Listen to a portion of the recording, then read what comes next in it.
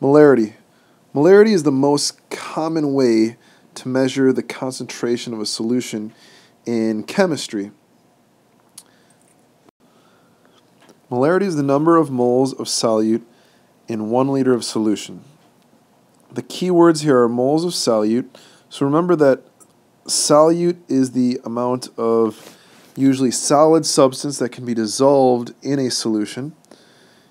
And the other key words are in 1 liter of solution. So remember, the solution is not only, in typically the solution, the solvent, the thing that dissolves the solute, that is water. So the solution is typically made out of water and some sort of solute, which is a solid that is dissolved in water.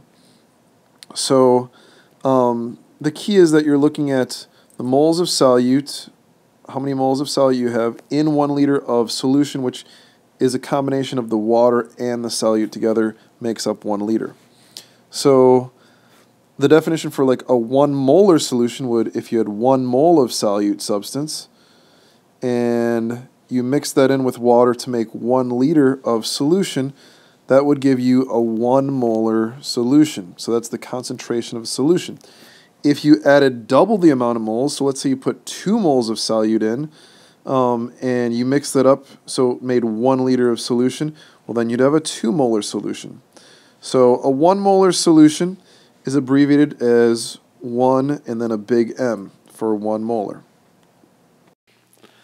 So just to be clear, if you wanted to make a 1 molar solution of salt water, first you would add 1 mole of NaCl, and then you would add water until the 1 liter mark on the graduated cylinder, or on, usually it's called a volumetric flask that you would be using. So your total amount of solution would be 1 liter of solution. So this is a 1 molar solution. Whereas there's also a thing called molality. If you're making a 1 molal solution, that way you'd take 1 mole of NaCl and then you'd add 1 complete liter of water. So your total amount of solution would be past the 1 liter mark.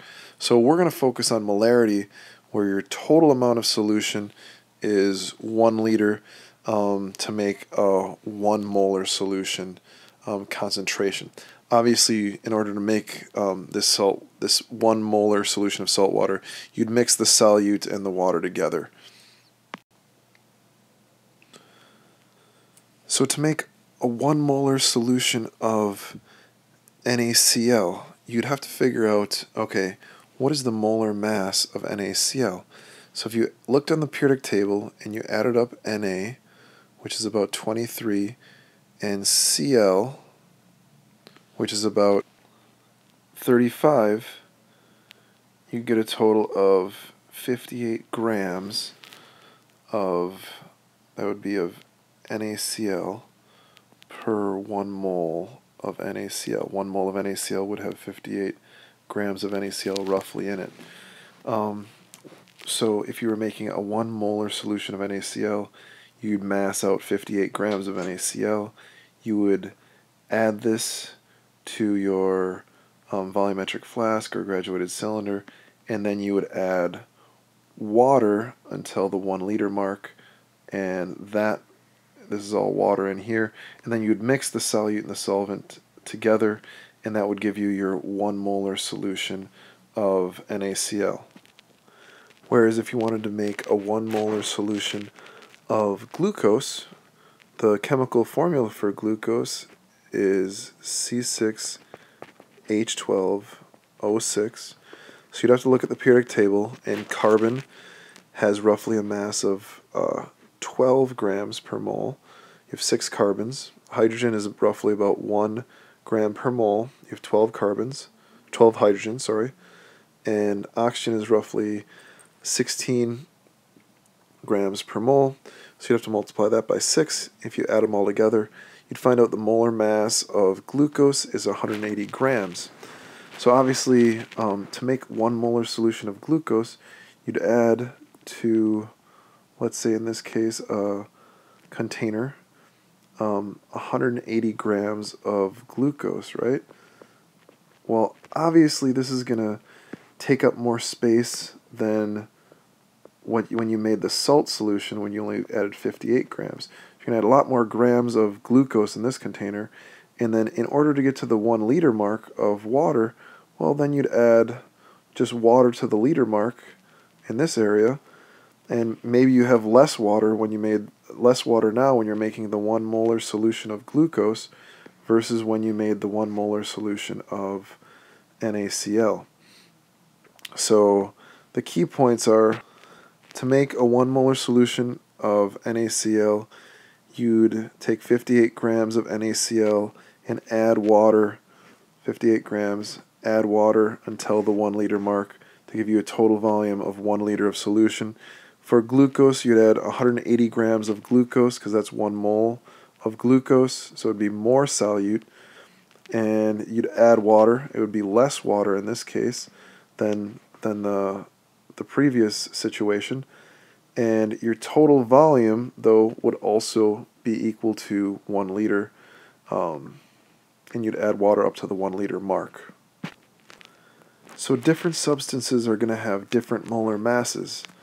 And so the key is for each substance you have to find the molar mass in order to figure out how many grams you're going to add to get a certain concentration of solution for molarity. So you need to figure out the molar mass of the substance, and this will determine the amount of solute that you'll add to your solution to make, in this case, a 1 molar solution. So when we made the 1 molar NaCl solution, you had to add one more water because you had less solute. Then when you had glucose, you had more solute. You'd had to add less water. But the final volume of each of the solutions when you made the 1 molar solution of each one was 1 liter of solution. So that's the same. The equation for molarity is the amount of solute in moles divided by the volume of solution in liters. So molarity, big M, is equal to the amount of solute in moles divided by the volume of solution in liters.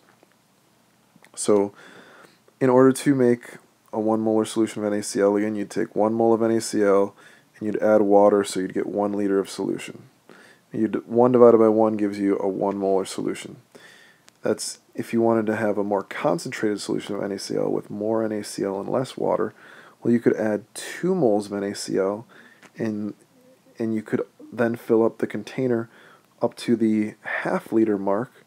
And if you did that, 2 divided by 0.5, that would give you a 4 molar solution. So it would be 4 times as concentrated as the 1 molar solution. So a 4 molar solution would be considered like a concentrated solution, and a 1 molar solution in comparison to the 4 molar solution would be a dilute solution. Now we're going to try some practice problems. First we'll do an easy practice problem. It says if you want to make a 5 molar solution of hydrochloric acid and you want to make 3.5 liters of solution, how many moles of hydrochloric or HCl will be in the solution? Well, first of all, we have to take our equation. We know that molarity is equal to moles of solute divided by liters of solution. So if we fill in this equation, we can say, okay, well, I know that I want to make a 5 molar solution, so I'm going to put that on this left side. I know that I want to make 3.5 liters of solution, so I'm going to put that in the denominator on the right side. And how many moles of solution, or how many moles of, HCl do we need, moles of solute do we need? Well, that's our unknown, our moles of solute. So you can either write that as a question mark or you can write that as an X. That's what we're trying to solve for, moles of solute. So in order to solve for X, you probably want to first multiply each side by 3.5 liters and multiply this side by 3.5 liters, because then the 3.5 liters in the denominator and the 3.5 sorry, 3.5 liters on the other side. These will cancel. So if you multiply each side by 3.5 liters, you're left with 3.5 liters times 5 molar equals X moles. Well, what is this molarity? Molarity is just moles over liters, right? So we have 5, the unit is molarity or moles over liters, times 3.5 liters equals X moles. Well, the liters actually cancel, so yeah, you're just left with moles.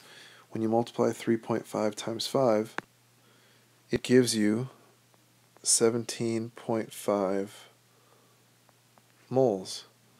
And this is how many moles of HCl that you would need in order to make this 5 molar solution and to make 3.5 liters of it. Okay, this would be a medium type practice problem.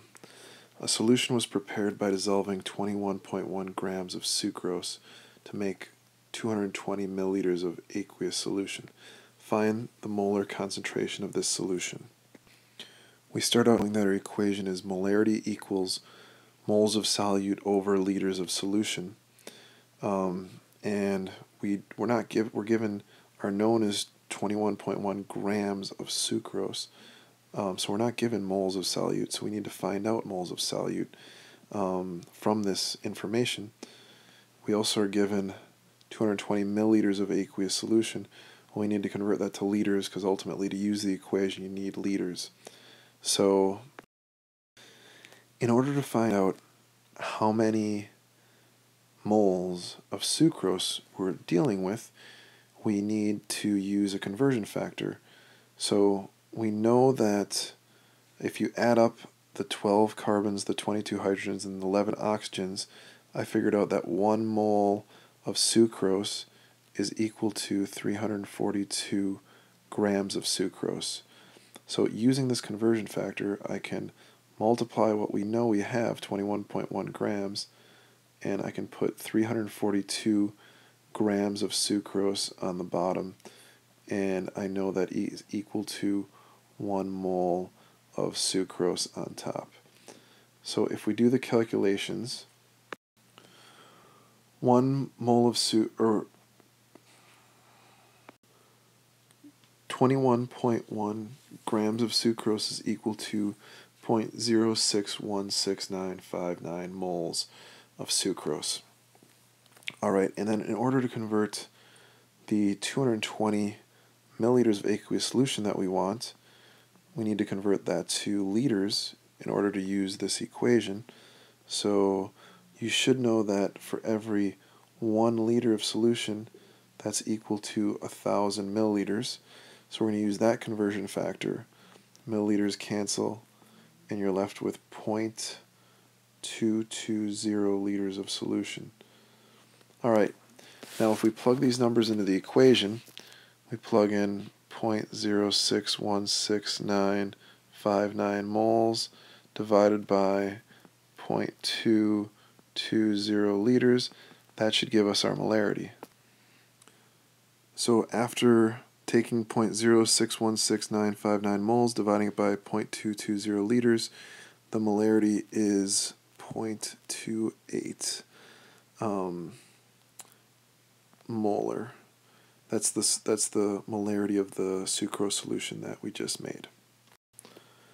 I ran out of time to explain this more difficult practice problem, but if you want to try it using stoichiometry and all of your knowledge of molarity and previous knowledge of limiting reactants and limiting reagents that we've studied this year, feel free to try it. That's the end of my molarity video. I hope you enjoyed it and learned a lot. Thanks.